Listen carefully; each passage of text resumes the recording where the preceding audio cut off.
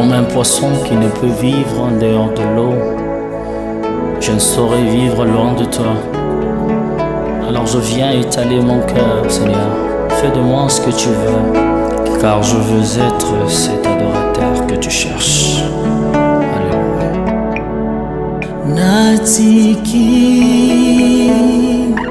omoi nanga nyonso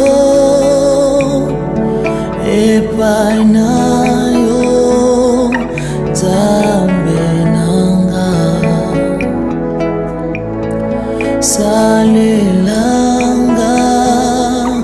bolu na yo kinona komamboka yo.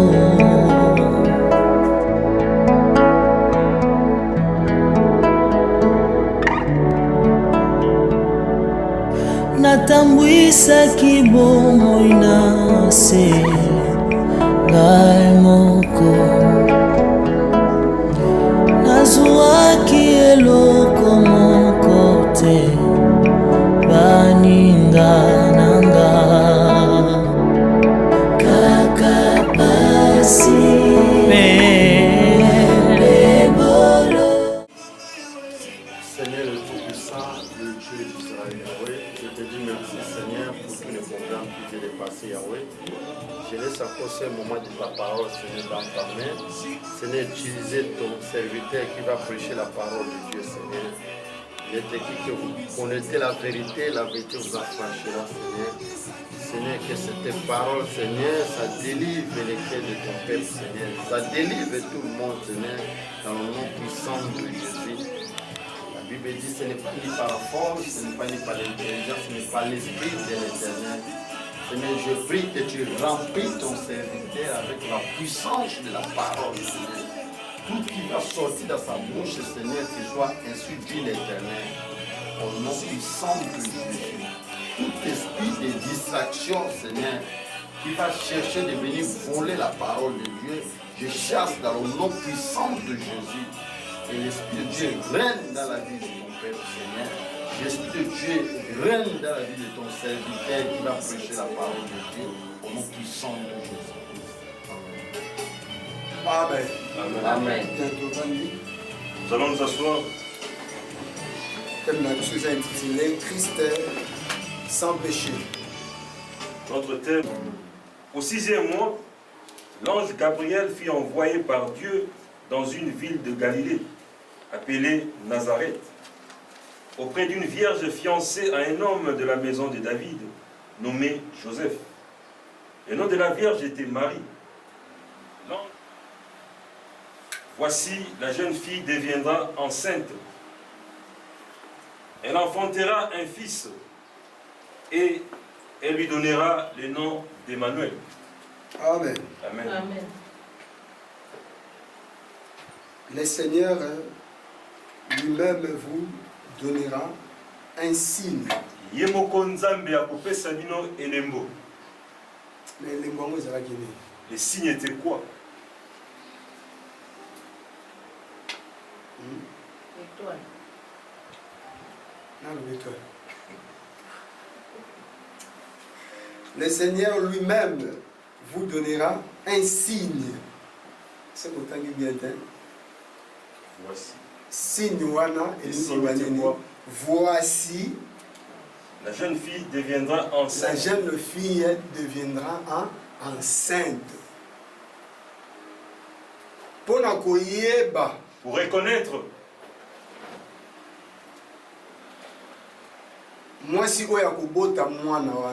Que cette femme qui donnera naissance à cet enfant, vous allez le reconnaître par un signe.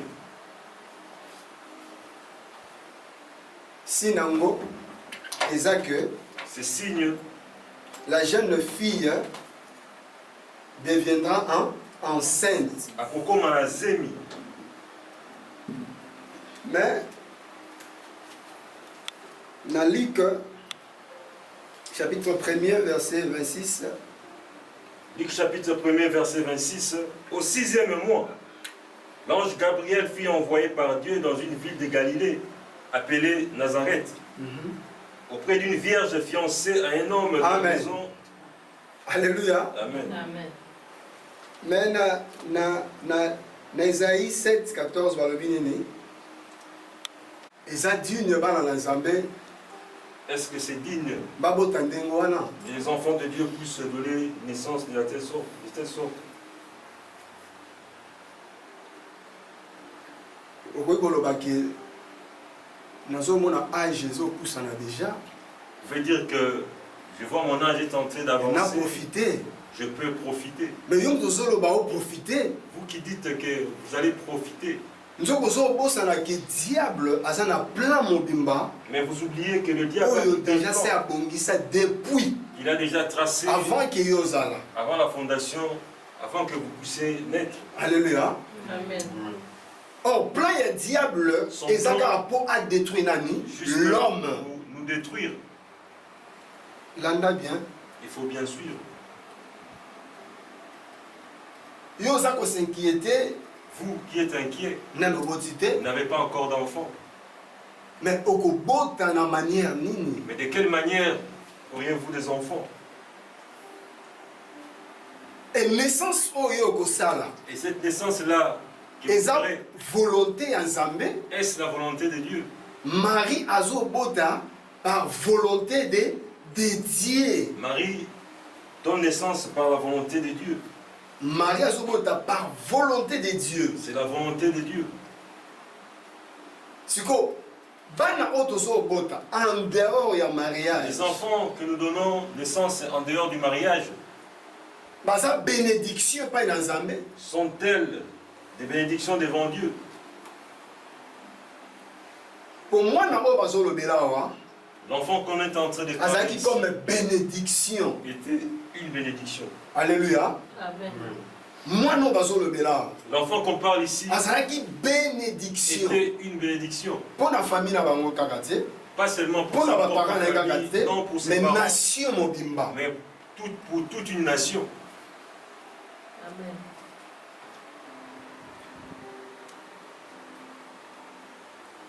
Et moi na yo boti, oyo Et yo l'enfant bota, que vous avez- aza bénédiction pour la nation. Est-il une bénédiction pour la nation? Nabota parce que nazomona temps epusani. Là, j'avance, je dois voir mon enfant. Nzoka plan ya diable eza moko Or, le plan du diable, c'est seulement une seule chose, po a détourne mutu na juste mabele. pour nous anéantir. Tozongi na ligue message eza mokuse. C'est juste un petit message. Au 6e mois, l'ange Gabriel fut envoyé par Dieu dans une ville de Galilée appelée Nazareth, auprès d'une vierge fiancée. Oyoki, liboso ya nani? Ya mwasi azalaki vierge et bazalaki ba fiancé. Mais na kati ya ki fiançailles na bango, oh pai, pourquoi sauter à makio lelo? Mais dans leur fiançailles,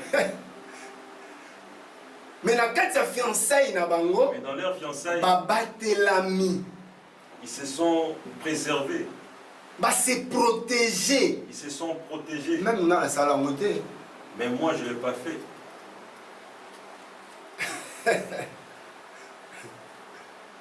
Même na sala ngote.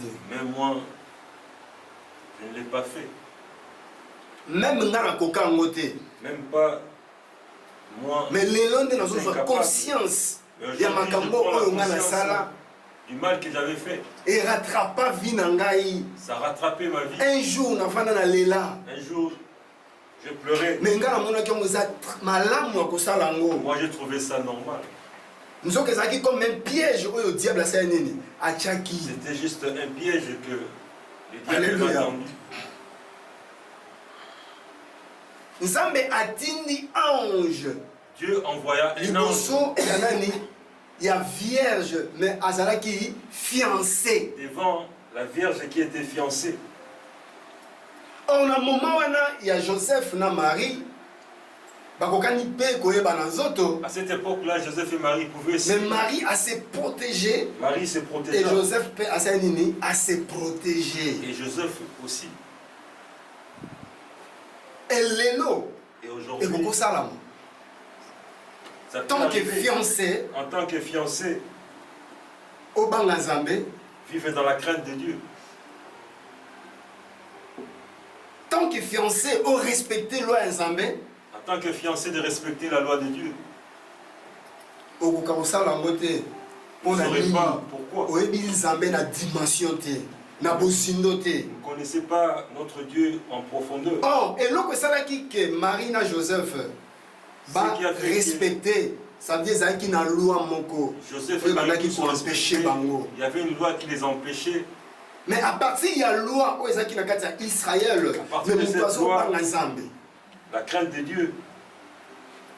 Et Nzambe amoni jeune fille moko. Et Balobi Dieu azalaki voit jeune fille, Une jeune fille, mais azalaki vierge, Elle était- mais fiancée. vierge mais fiancée.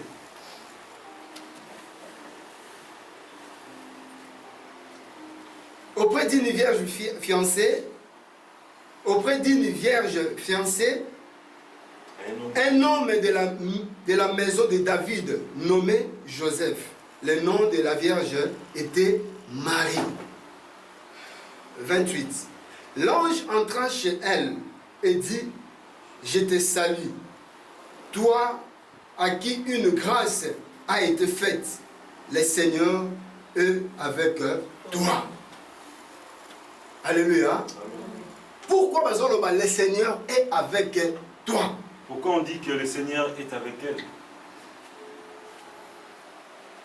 Or, Seigneur Le Seigneur, égale à roi. le Seigneur égale le roi. Alléluia. Amen. Grâce et quoi qui paye à Marie parce Grâce. que Marie azalaki na nani na mokonzi. La grâce est tombée sur Marie parce qu'il avait le roi. Or na kati ya mokonzi. Dans le roi, Et ça a 4 éléments. il y a 4 éléments. Marie azalaki na Seigneur nzoka azalaki na esprit. 4 esprits mobimba. Oyo bande ko diriger vie na ye. 4 esprits qui dirigeaient sa vie. Esprit ya obéissance, yango babengaka roi. L'obéissance. Et troisième esprit, il y a intégrité. Et le troisième, c'est l'intégrité. Et quatrième esprit, Et le dernier, esprit de la sainteté. la sainteté. Amen. Amen. Yango bazo benga ye vierge. On l'appela vierge. Alors bien le Seigneur est avec toi. Zambe azalina yo. Or le Seigneur c'est un roi. Le Seigneur, c'est le roi. Or na kati ya roi, mais tout le monde a ba esprit oyo. Il y a tous ces esprits. Aza reconnaissant. La Pourquoi reconnaissance. Marie Azaki reconnaissant? Pourquoi Azaki obéissant et Obéissant. Azalaki na intégrité. Liboso na Nzambe et a marché avec la vie de sainteté.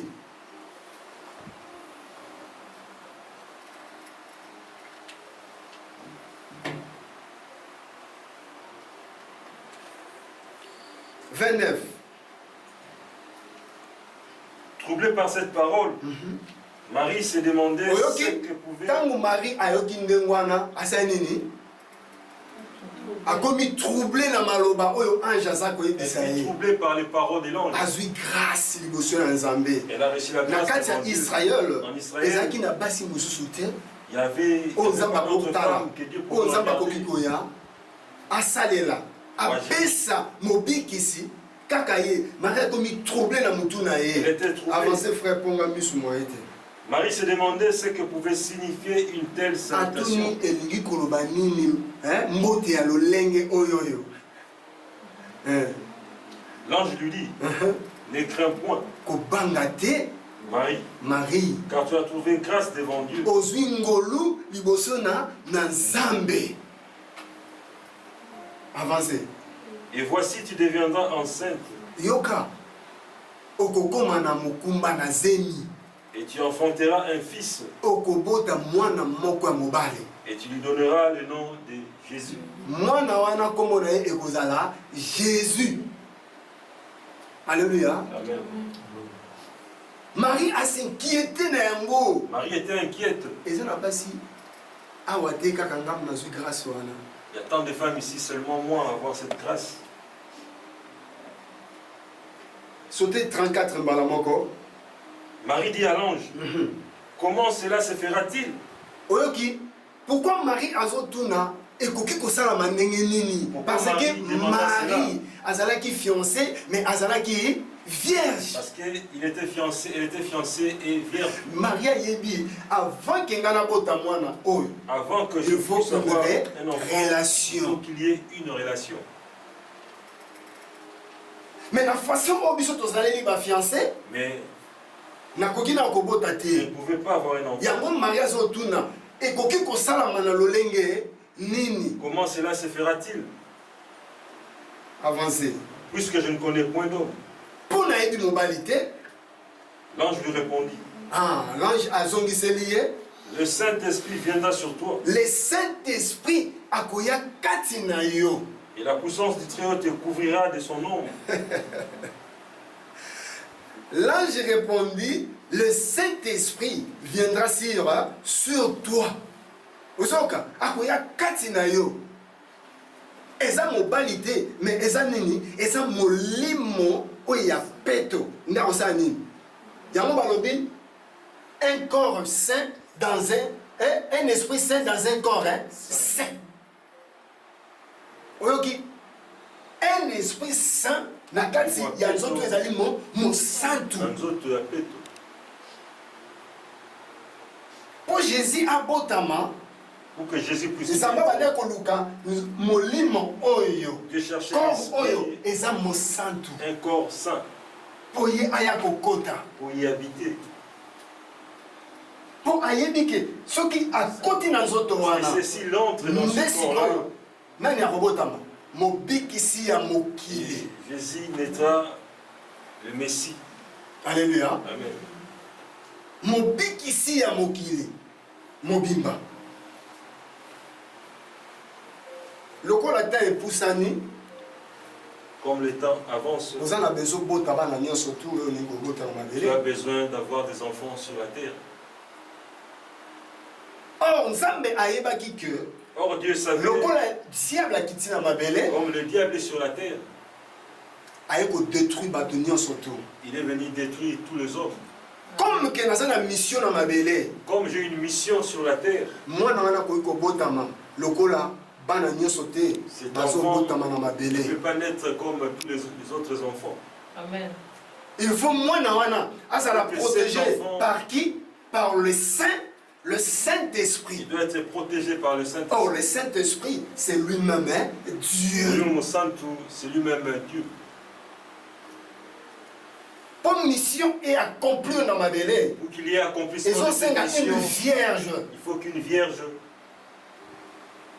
Tant que nous parler sur une vierge, On nous parle d'une vierge. parler sur pureté. on parle de la Moi, je suis pureté. pire. Une Mon père femme est pire. pur, un homme pur. Ah, les gens ne savent pas beaucoup de temps. Moi, je suis pire. Ton mobile est pire. Aujourd'hui, Dieu aussi peut rencontrer un homme ou une femme pure.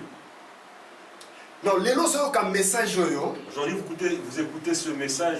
Ceux qui ont fiancé, Si vous avez votre fiancé, et si mon nom a la volonté en vous Zambé, avez déjà quitté la volonté de Dieu. ceux qui ont dit le lot vendissent au bando Si d'Israël, aujourd'hui vous les retournez, lots ont si décision. lui, Ceux qui ont besoin de décision, nous allons prendre la n'a décision. décision. Moi, je prends la Jusqu'à décision. ce que au salanini, jusqu'à ce que tu vas Et ça, kilo, hein? m'épouser. Ça pèse. les kilos. Ça Mais pèse. c'est pas une jeune fille, moko, aille vers moi. Je suis content. Alors, Une jeune fille, elle Ndenge m'a naza dit, boye nazwi tel que décision. je suis, j'ai pris la décision.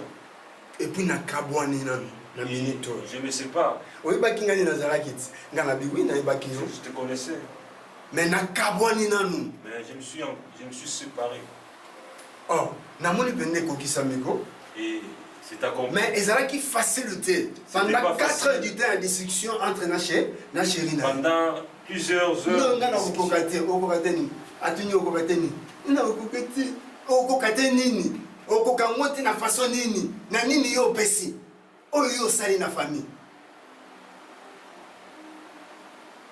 azokata sonité il n'a même pas honte, n'arriverait pas. Okokate nini biso to sala ba sacrifice ya kotika la vie de na poche des sacrifices réalisés sans l'argent on respecter Zambé de respecter Dieu. Nous n'aimons plus ce genre de message. Bon, boya nene, surtout la jeune fille. Boya te. Vous n'allez pas venir. Au moins, il y a l'homme qui m'a boyé baki pensa. Ouais.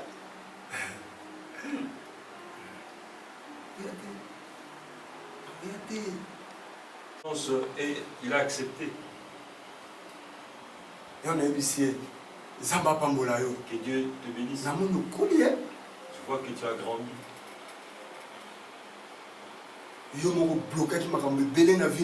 Toi-même tu as bloqué. Mais Regarde des choses commencent à s'ouvrir. Bientôt, alléluia, elle va témoigner.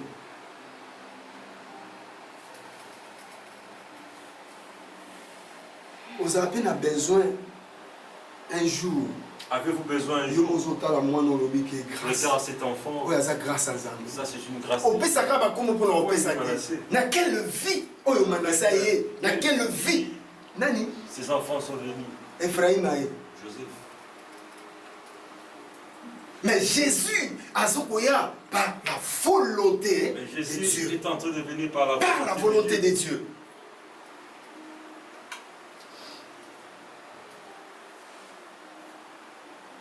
La volonté de Dieu. Oui, mais tout autrefois. Tous nous étions païens, mais maintenant, nous sommes en Christ. Or, en Christ, aïe, couper sa vie, il y a Sika. Il est venu donner une nouvelle vie.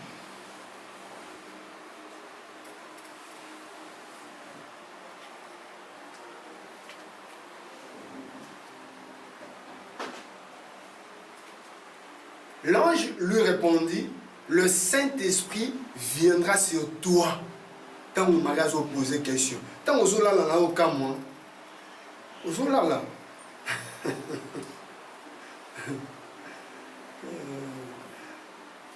Le Saint-Esprit viendra sur toi. Et la puissance du Très-Haut te couvrira. Mais yo pour bota. Pour avoir un enfant. Yo pour bota. Et surtout ce qu'on voit qui n'aiment pas à mobile mususu, mobile on tient qu'ils n'aiment pas à moi si mususu. Si quoi au kabouani, moi sur la mususu azo que nous l'habillons moi, moi na ko bota ma bienté. Il faut na ça nini, il faut na luka mobile mususu. Mais à wa bible zoloba, Marie il était azo qui sainte, mais le Saint-Esprit c'est nini et il faut couvrir rien. Le Saint-Esprit. Qui monte en molimo sentiment to loba qui tant l'église est botami tellement bazaki qui prématuré, faut pas ça nini. Bakende na couveuse ya nini ya Pentecôte. Or le Saint-Esprit là mazoye pas ya Marie. Quand le Saint-Esprit vient dans sa ni akobano botisa misuni.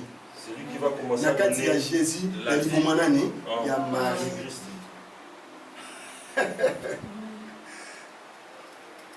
Et obité oti na péché, obimi na péché, okokota suna lisumu.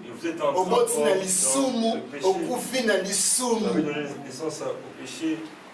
Nous sommes battus au bima na péché, il fallait que le cas vit. Il fallait chercher la vie. T'es pour mon abota malamu, et zo senga faut papi yo, te yo so chanja. Alléluia. Pour abota malamu, zo senga pour mon abota malamu moto hein. Ouais moto wana kasi. Au bomi bozambe. Tu as détruit la divinité en toi.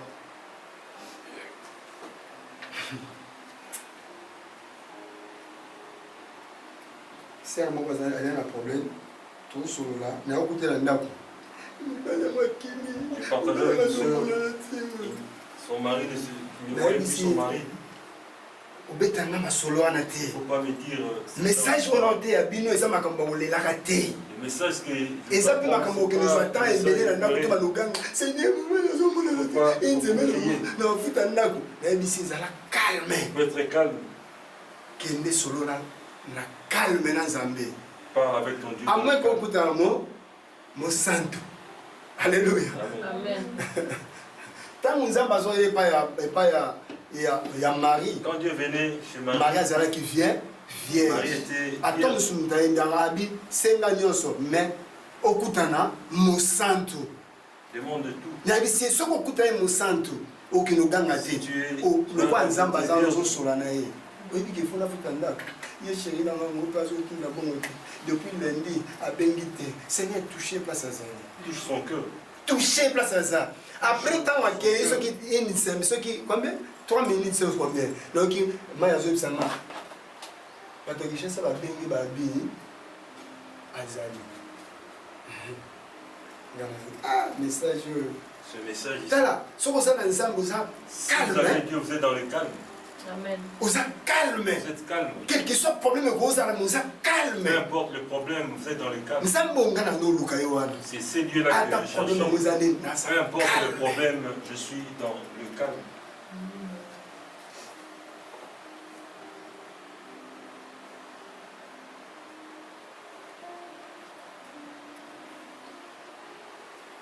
Le Saint-Esprit viendra sur toi et la puissance du Très-Haut te couvrira de son ombre. Ok? Yango mtosani eko couvrir yo. Zemwana yo kozwa. Eza Joseph te. C'est pas Joseph. Mais le Saint-Esprit et la puissance ya nini? Ya Nzambe. C'est le Saint-Esprit. Na ombre na ye de osani eko bomba yo. Oyebi ombre zalani. L'ombre se porte. Et Lili. Zoka présence anani ya Nzambe. La présence de Dieu. Zoka na commencement tant wa telemi boy amoni Lili ombre na ye alobi. Faisons l'homme à notre image. C'est Dieu. Cette ombre-là, on a soufflé. quand je vais souffler, un être vivant. l'homme deviendra un être vivant. Amen.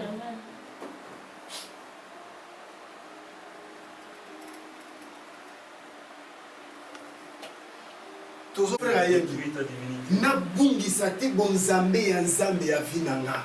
Je ne puisse pas Na détruire détruit yango te. la parole. Mais on détruit bonzambe ya Mais nzambe tu as détruit. pour na ba Tu as mis futilité. en toi pour les futilités. Pour la nini. Après ça au combien? Il te Ah, ça les donnera a nini. combien? Qu'est-ce qu'il fera Pour pour vivre kaka tiki yo. Juste Petit wana. et il va Garçon wana. t'abandonner. Mais le faut que c'est la bango. Jowana foyanke. Il faut aussi Jowana. répondre le Ya. retour. Mais si ko bango ba kuma po ya petit Jowana. Bosala nini? Qu'est-ce que vous avez fait? Le Saint-Esprit katina yo azala force. Ya koyebisa Force ye. de les dire. Amen. Sans yo na ko vivre. Sans toi, je vivrai. Pour nazala nzambe. Parce que j'ai dit, Bokolo bango te. vous ne saurez pas dire cela. Bokolo bango te. Vous ne saurez pas. Alléluia. Amen. Eh, Saint-Esprit azala besoin bilombe ya basi. Saint-Esprit a besoin de vaillantes. Yango na sepela na mwasi na nga. C'est pour cela que je félicite mon Na épouse sepela nini nga azalaka. telle qu'elle est. Adefendaka nzambe na ye. Elle défend son Dieu. Navanda pena 11 mois bongabi. J'étais 11 mois seul. Là où elle est partie, Pour nazali pe na mwa ba conflit na kati ya Angola. ça fait aussi Ozobanga. des petits conflits. Mais tant que pena ye bona checker na la vie.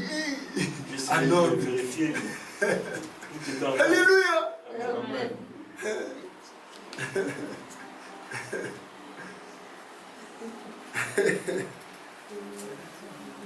Nzambe azala besoin bilombe lokwa ba Amen. Dieu a besoin des vaillants Joseph. comme de Joseph. Ozokomitika komika bapamba. Na moto akosakana ota osakana. Yango mona seka. Ta bokoseli nga makambo. Akende kolinga ntel. Na bi oh. Nalinga ntel.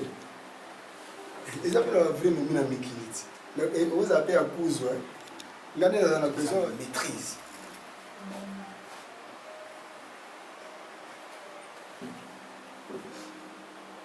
La puissance du Très-Haut te couvrira de son ombre. C'est pourquoi le Saint, le Saint enfant, ce qui m'ont dit mon ensemble couvrir yo. Si vous êtes couvert du Au commun, Saint-Esprit, mon saint. tu es saint. Comme Mossand. Quand on a Hébreu, je crois Hébreu 12, 1, ce qui est Hébreu 12, 1, Hébreu 11, 1. Il faut ça, Hébreu 12, 1. Babi, tout ça environné. Hébreu 12, chapitre Verset 1er. J'ai lu au nom de Jésus. Amen. Nous donc aussi, puisque nous sommes environnés Oyoki, si grande biso lokola tozali environné la nini d'une si grande nuée de témoins, d'une si grande nuée de témoins. rejetons tout fardeau et Les grandes nuées de témoins là baza banane. Balobi toza environné. Biso bana na nzambe toza environné, ça veut dire tout autour na biso. Et ça va comme nini, toza protégé. Une grande nuée de témoins. C'est quoi? Une grande nuée de témoins baza banane. Hein? Une grande nuée de témoins. Bango basa nini, ba couvre kabiso. Hébreu chapitre 12, verset 1. Au moins que tu as couvrir, ce que tu as vraiment dans la Zambie, tu as protéger. Vous êtes protégé. Ce que tu as grande nuée de témoins dans Bazabana, banane. Pour tout ça environné.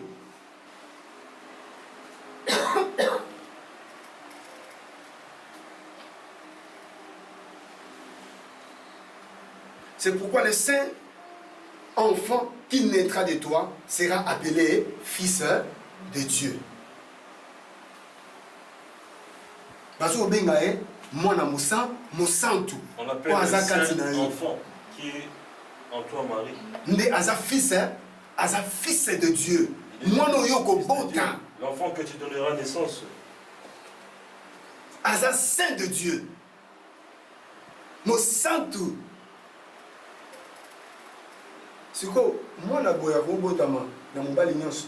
Est-ce que cet enfant peut venir de tout homme? Jamais. Je ne pense pas. A botama na mwasi nyonso? Non, jamais. À toute femme, je ne pense pas. Et moi faut tout révolutionner l'esprit na biso. Nous devons changer notre façon de penser. Oui, oyaki lokola mutu nyonso na mabele pour yebaki te. Molili esalaki nini? Ekoufraki yo. Ezalaka na ntan moko boye. Molili esala nini? Et les ténèbres doivent quitter nos vies. Quand les ténèbres et paraître dans la vie, la lumière les yeux sont ouverts. Et les oreilles aussi.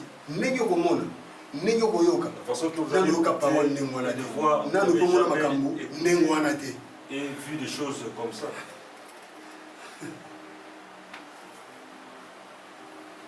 La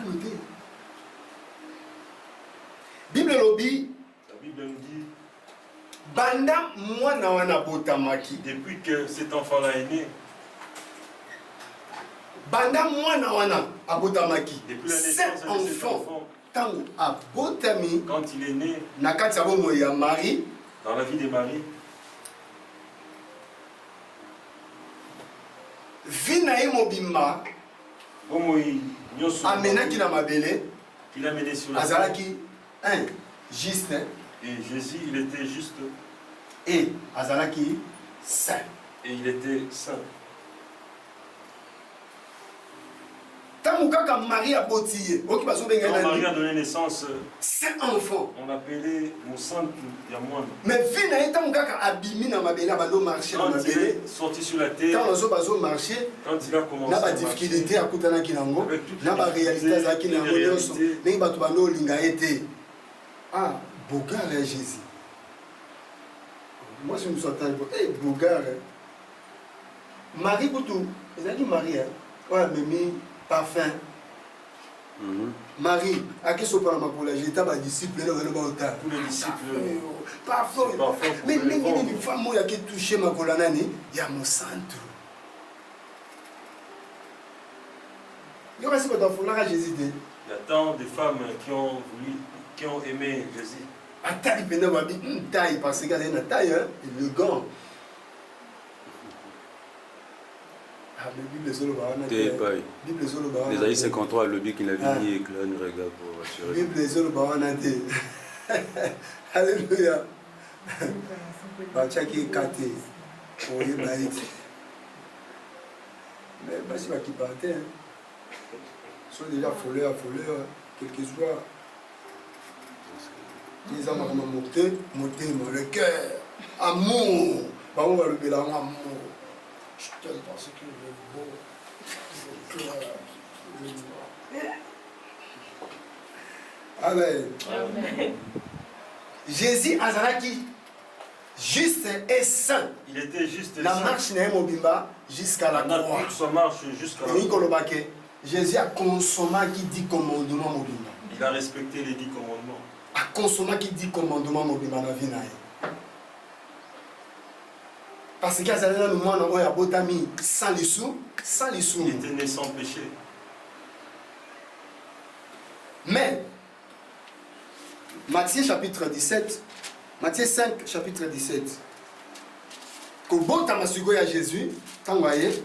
Matthieu 5, 17. Matthieu chapitre 5 verset 17.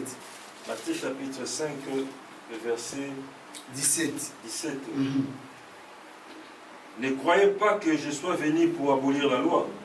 Bokanisa teke ngai na yeko sala nini? Hein? Na yeko longola mobeko.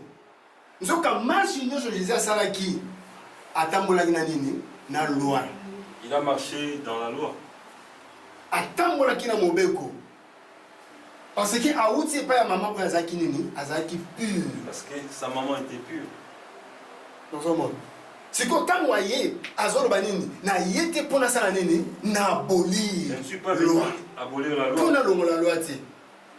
Avancez. Mais je suis venu non pour abolir, mais accomplir. Na ye mpo na accomplir na kokisa. Pourquoi Jésus azolobaki na ye te mpo na longola loi, mais na ye mpo na Jésus dit kokisa. cela, accomplir la loi.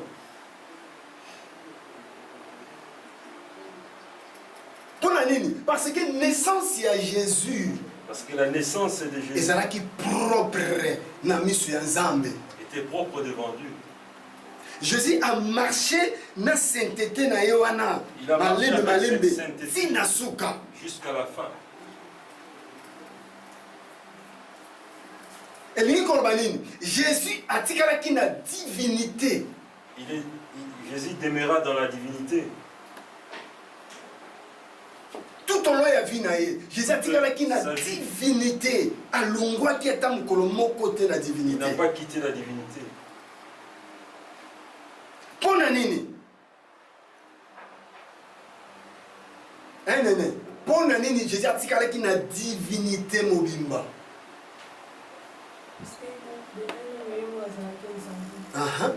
Azalaki Nzambe. Jésus atikalaki na divinité mobimba. Oyebi na moment wana tango Marie azalaki na zemi. Joseph atouchaki ye. Jamais Joseph atouchaki ye. Jésus sikoyo tango abotami abimaki nani mosantu. Soki Joseph atouchaki kaka ye. Tellement que Marie azalaki vierge. Marie était vierge. Joseph alobi que non, lokola mwasi aza vierge azwi zemi. Nandeka na ndenge ya yakuzu nzamba nazoka ye mpo aleka na ndenge ya kobatama. Nzoka pomengo oza nini? Divinité oyo ya Jésus alingaki kotika nango mobimba te. Namoni eloko ebomi biso lelo yango wana. Yango moni toforsaka bonzambe. Forçons. Yango moni lelo kokoya makasi. Mais tellement otina lisumu na kati. Osani.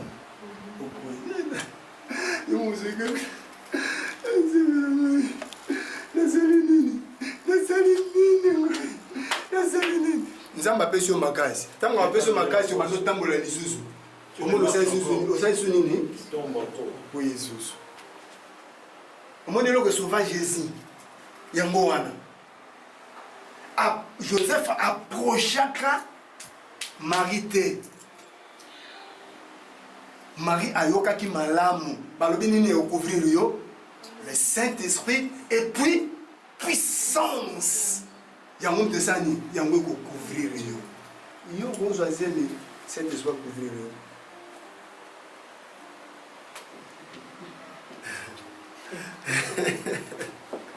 Oui, à couvrir yo. Oui, il peut te couvrir.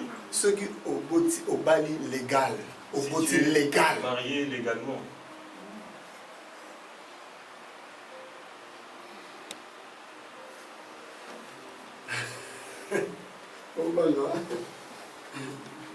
Ok. Et l'autre aida Jésus a dit qu'il y a une divinité mobimba. Ce qui a aidé Jésus puisse demeurer dans la divinité. Joseph a osé Joseph n'a pas osé quitter. toucher Marie. Et on a dit qu'il faut qu'on révolutionne l'esprit. Nous devons révolutionner grâce. On dit que grâce. La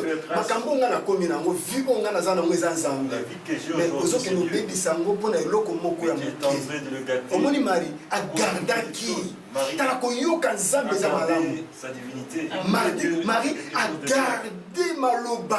Il a gardé les paroles. Atuni nakobota ndenge nini konga na yebi kobota ezo sala il faut relation habiter na relation te naza na besoin ya yo ndenge ozali oza propre parce que tu es pur. oui problème ezate malgré que so baby ça mais so la présence à Zambé il faut retourner en sa présence. Il y a la présence. Viens dans sa présence. Alléluia. Il y a la présence à Zambé.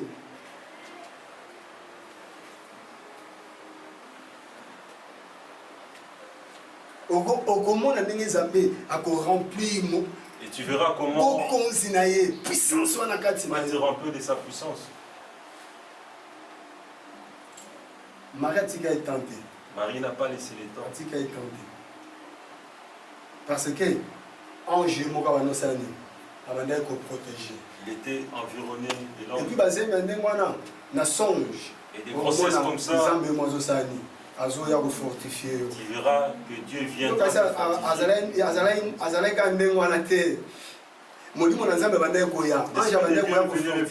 fortifier. Pour céder, pour ne pas céder, pour savoir qu'il a Dieu. Demeure. Moi Jésus est dans ma bouche. Demeure, ça passe demeure na katsa nani afia nani ya mutu. Demeure. Avant de demeurer na katsa nani. Avant de na katsa nani. Dans la vie de Jésus. C'est quoi et loko oyo diable azo détruire biso yango. La chose que le diable détruit en nous, c'est sa fermeté. Non, nous ne sommes pas fermes. Toute sa fermeté. Ferme dans la décision exatée.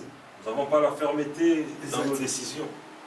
Mais ce que ça ferme dans la décision, si vous voulez que non, Nzambe, ne direz pas cela, Dieu te voit. C'est lui qui t'a de créer l'homme à son image. Comment ferme dans la décision? Il faut devenir ferme dans nos décisions. Et tu verras la puissance de Dieu agira dans ta vie. Alléluia. Tel que cette sœur-là a pris la décision. J'ai prié pour elle. Fortifie-toi. Prends courage.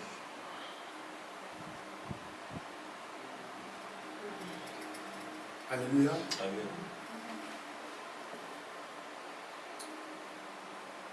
Christ est sans péché. Pour l'année, Marie, n'est mutu aida qui Jésus.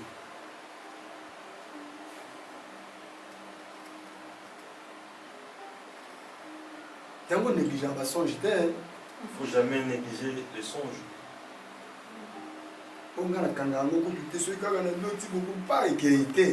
Il faut ça l'effort pour faire cet effort-là de garder les songes. Pour notre aussi ça. Et pour terminer, moi aussi je suis tombé dans ce genre de moi aussi j'ai demeuré comme ça avec ma femme. Mais ça va contrat dans l'équipe. Mais j'ai signé le contrat en tant que joueur. Mais chaque jour, tolali tolamoki message ya kaka J'ai dormi avec un message. silisa makambo mwasi na yo bolali bolamona lembi na ye biso yo silisa makambo mwasi na yo silisa makambo mwasi na yo silisa makambo mwasi na yo na ye biso bolali bolamoki bolali mikolo nyonso mikolo nyonso na yo mona keno tellement ke nzambe azoloba mingi naozwa décision. J'ai pris la décision. Naozwa décision. Bami nanga baloba ah Didier mbongo lebele bozokende bebisa ngo Avec tout cet argent gaspillé pour se marier. nazokende bebisa te nayebi likambo nazosala mais ntango kaka tosilisi makambo wana Quand on a tout terminé, basonge wana nyonso esali les songes ne revenaient plus. yobi balobelaka Vous aussi, Dieu te parle. moningo ozwa décision te Mais vous ne prenez pas la décision. ozwa décision te yango ata lelo ozwi décision makasi Même si aujourd'hui vous prenez la décision, lolokende koya mais demain vous allez tomber, vous allez céder. longwa nano na maloba oyo ezalaka naza toujours na nzoto Il faut quitter ces paroles-là et demeurer dans la chair. naza toujours na nzoto Toujours la chair qui domine. oui biso toza na nzoto Tous nous avons la comment chair. mpe biso tokomosala baeffort Et nous faisons mais des navanda efforts. 11 mois awa pourquoi nasala effort J'étais 11 mois. mais nakipaye nakoka yango te mais en Quand j'étais Christ païen, mais en t'as Christ, quelle force c'est quelle une force sita oyoka balobaki epai ya abima na se ya moko dementir yango lelo mpo navanda 11 mois mpo na nini Christ à moi l'espérance de naza na force ya molimo na nzambe cette kati na force-là, nga il y a l'Esprit de Dieu en moi. mais ntango nazalaki païen Quand j'étais païen, ye moko ayebi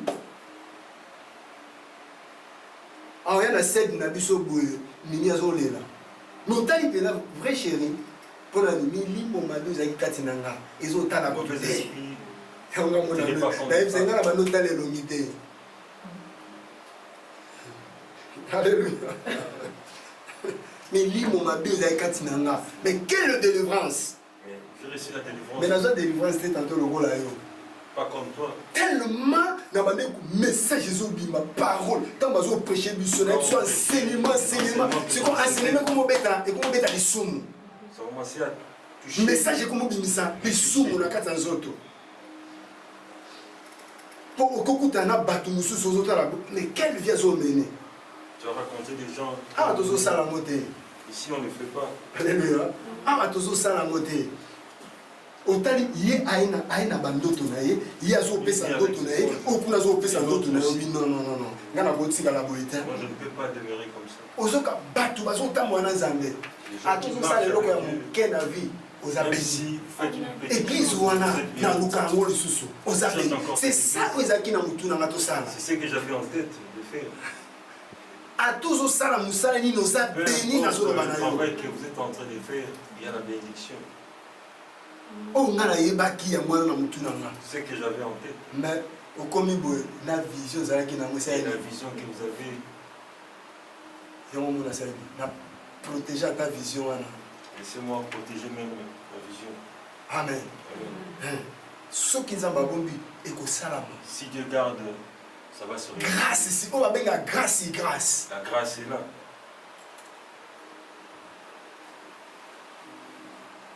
Christ sans péché mais akomaki lisumu mpo na biso yo lelo nga na yo tokoyeba sa Aujourd'hui, toi et moi, nous sommes devenus nzambe saints. abambola biso